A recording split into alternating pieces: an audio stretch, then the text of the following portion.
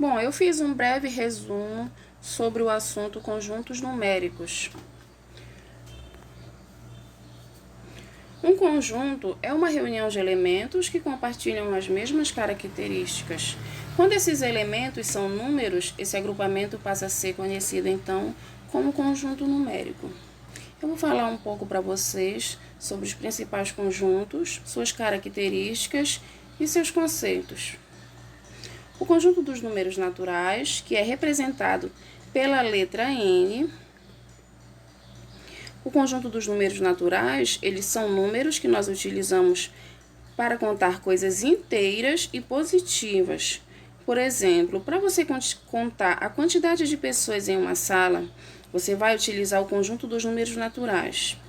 Eu posso dizer, então, que uma sala tem 5 pessoas, ou então eu posso dizer que uma sala tem 10 pessoas. Mas eu não posso afirmar que em uma sala há 4,5 pessoas, por exemplo.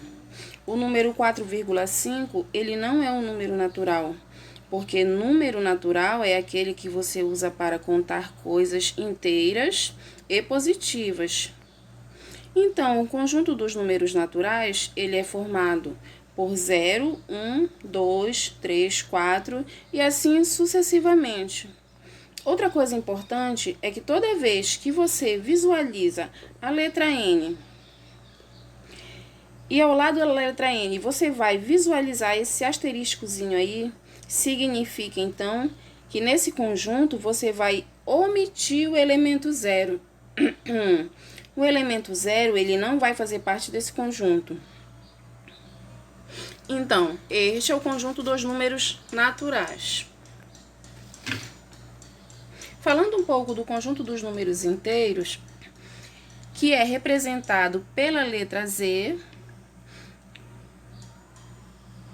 os elementos deste conjunto, eles serão os números naturais, 0, 1, 2, 3, 4, 5 e assim por diante, acrescido do lado esquerdo dos números naturais, só que negativos.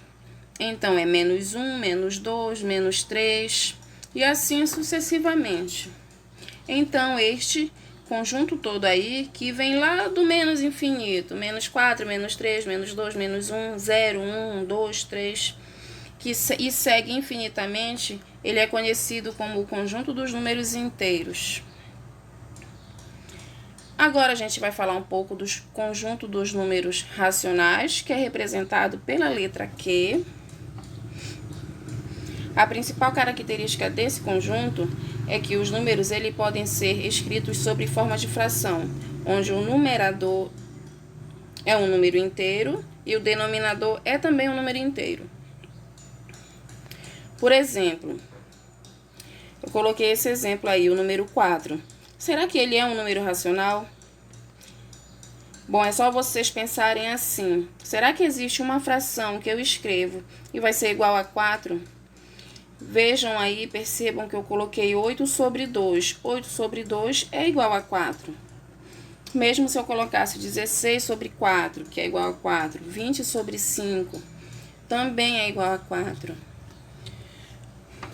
Existe uma infinidade de frações que vão gerar o número 4. Portanto, o número 4, ele é sim um número racional. Um outro exemplo que eu coloquei, que é o número 0,3. Será que ele é racional também? Sim, né? Ele é racional porque nós podemos escrever ele sob forma de fração, que vai ficar 3 sobre 10. Um outro exemplo, que são as dízimas periódicas, que são aqueles números que você pode escrever ele com infinitas casas decimais, onde existe uma repetição. Por exemplo, 0,444 e assim sucessivamente. Será que esse número ele é um número racional também? Sim, né? Ele é um número racional porque toda dízima periódica ela possui uma geratriz, que é uma fração, né? Nesse caso aí será 4 sobre 9. Toda dízima periódica ela será um número racional. Falando um pouco do conjunto dos números irracionais, representados pelo I, E sua definição é a seguinte: eles são números que não podem ser escritos sob forma de fração. Lembrem que os racionais, que eu falei agora há pouco, né, que são aqueles escritos sob forma de fração.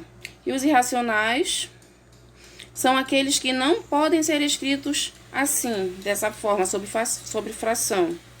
Por exemplo, um exemplo que eu vou dar para vocês, né, as raízes não exatas. Exemplo aí, a raiz quadrada de 2. Se eu for calcular a raiz quadrada de 2, o que eu vou encontrar? Eu vou encontrar 1,4, 1, 4, 2. Uma infinidade de números que não possuem períodos, ou seja, não possuem uma repetição. Essas dízimas não periódicas, que não possuem períodos, são conhecidos como números irracionais. Portanto, raiz quadrada de 2 é irracional, né? Assim como raiz quadrada de 3, raiz quadrada de 5. Existe uma infinidade, né, de números irracionais. Então, os números irracionais, eles são aqueles que não podem ser escritos como frações, as dízimas não periódicas. Falando do conjunto dos números reais, né, que é o último conjunto que eu vou falar. O conjunto dos números reais, que é formado por todos os elementos pertencentes aos conjuntos anteriores. Nesse diagrama aqui, então, é possível visualizar o que é o conjunto dos reais, bem como eu tenho no centro o conjunto dos números naturais. Reparem que bem no centro, aí, nesse círculo vermelho, claro, eu tenho o conjunto dos números naturais, que está dentro do conjunto dos números inteiros. E o conjunto dos números inteiros, ele está dentro do conjunto dos números racionais, representados pela letra Q.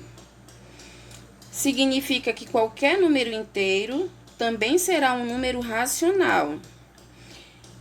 Bom, e na parte de fora, a parte estão os números irracionais, né, que são aqueles que não podem ser escritos como fração. E quando a gente junta todos esses conjuntos, nós temos o quê? Nós temos o conjunto maior, né, que é o conjunto dos números reais.